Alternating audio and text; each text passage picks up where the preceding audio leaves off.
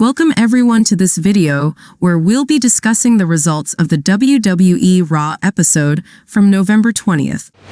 Drew McIntyre starts this episode by explaining his choice to join the Judgment Day. Aware that it disappointed many of his fans, he asserts that if they are disappointed, it's because they didn't truly support him before. He continues by accusing Jey Uso, pointing fingers at him for being responsible for the humiliation suffered during the clash at the castle in front of his own family. McIntyre considers what Cody Rhodes endured as collateral damage, but also attributes Rhodes with responsibility for bringing Jey Uso to Raw. He claims not to have joined the Judgment Day, but he will stand with them for WarGames to have Jey Uso in a cage. At that moment, Jey Uso enters, seemingly ready for confrontation.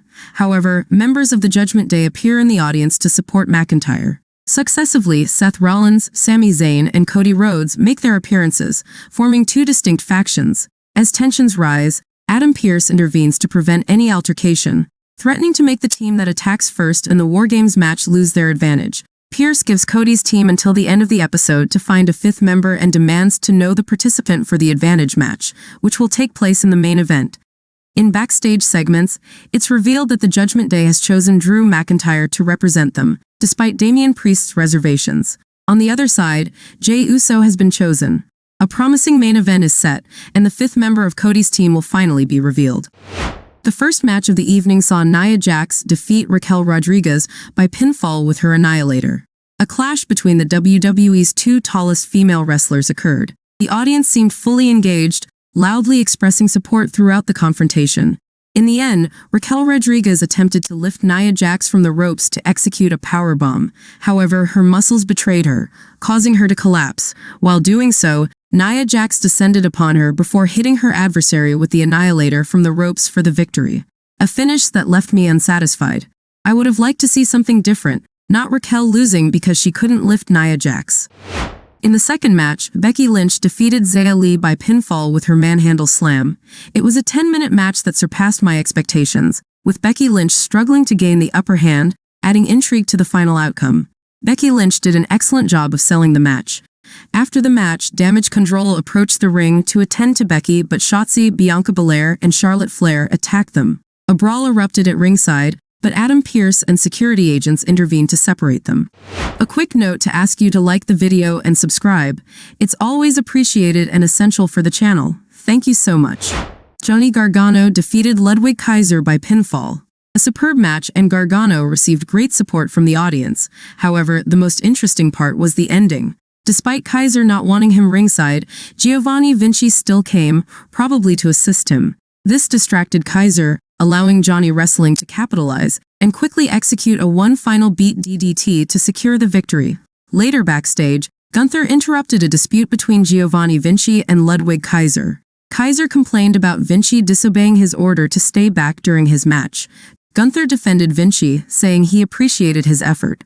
Regarding Kaiser, Gunther expressed disappointment and questioned whether he made the right decision to trust him with responsibility. Tensions within Imperium are escalating, with Kaiser increasingly disappointing his leader. Where are they headed? Perhaps a match between Gunther and Kaiser? Well written, such a storyline could be very intriguing. Next, there was a WWE Women's Tag Team Championship No. 1 Contenders Fatal 4-Way Tag Team match. Natalya and Tegan defeated Kayden Carter and Katana Chance, Candice LeRae and Indy Hartwell, and Maxine Dupree and Ivy Nile by pinning Dupree with a cradle from Nox. It seems that Dupree was the only one who captured the audience's interest in this match. Indeed, the member of Alpha Academy was the most entertaining.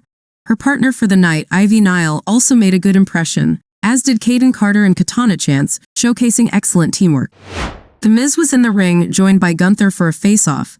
Gunther told Miz that he had no respect for him, stating that the ring is for fighters, not entertainers. The Miz responded by stating he is an entertainer and proud of it. He mentioned legends he admired, highlighting his journey filled with highs and lows, questioning Gunther's unknown career against adversity. Gunther belittled The Miz, calling him Little Mike Mizanin, bullied at school for idolizing wrestling stars. He believed Miz hadn't suffered enough and provoked him by pushing him several times, hoping for a response. The Miz attacked Gunther, but Gunther planted a big boot on him. Gunther held the title to his face to signal that Miz won't win it. However, The Miz took advantage, delivering a low blow to the Intercontinental Champion before executing his skull-crushing finale, much to the delight of the audience. I'm almost certain Gunther will retain his title, but both he and The Miz have done an excellent job of promoting their upcoming match.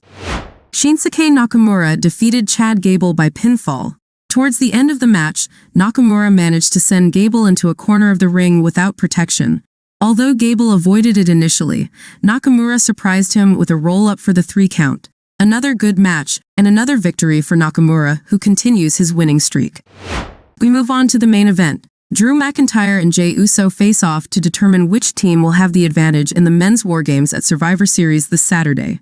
McIntyre wins the match with his future shock DDT after his Claymore was countered by a beautiful jumping super kick. After the bout, Rhea Ripley arrives at ringside and tells McIntyre to finish off Jey Uso. McIntyre attacks Jey, and then the rest of Judgment Day arrives to assist and beat down on Jey. Cody Rhodes, Sami Zayn, and Seth Rollins rush into the ring wielding chairs. After a few blows, the members of Judgment Day are thrown out of the ring.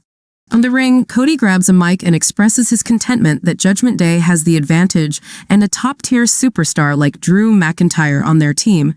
He mentions they won't be alone either. They'll be accompanied by a superstar with whom he shares a legacy. At these words, the audience and I erupt. Cody announces that the Apex Predator will be with them, stating that the public knows who he is talking about, that they are right, and that they don't just hear voices in their heads. And the show concludes this way. Cody was clearly referring to Randy Orton, although he never mentioned his name, but WWE later confirmed it on social media. Randy Orton wasn't present, yet the crowd cheered for him chanting his name. At Survivor Series, he will undoubtedly receive an incredible reception. However, Jey Uso appeared somewhat apprehensive when Cody Rhodes was speaking. It's worth mentioning that Randy got injured during his rivalry with the Bloodline, but I might be reading too much into it. In summary of this Raw, we had a terrific promo between Gunther and The Miz. Nia Jax defeated Raquel Rodriguez cleanly. Damage Control came to attack Becky Lynch but was then attacked by their WarGames opponents. Judgment Day gained the advantage for the WarGames due to McIntyre's victory over Jey Uso. But most importantly, Cody Rhodes' announcement made it clear that Randy Orton will be the 5th member of their team. And you, what did you think of this episode of Raw? Let me know in comments. Thank you for watching and take care.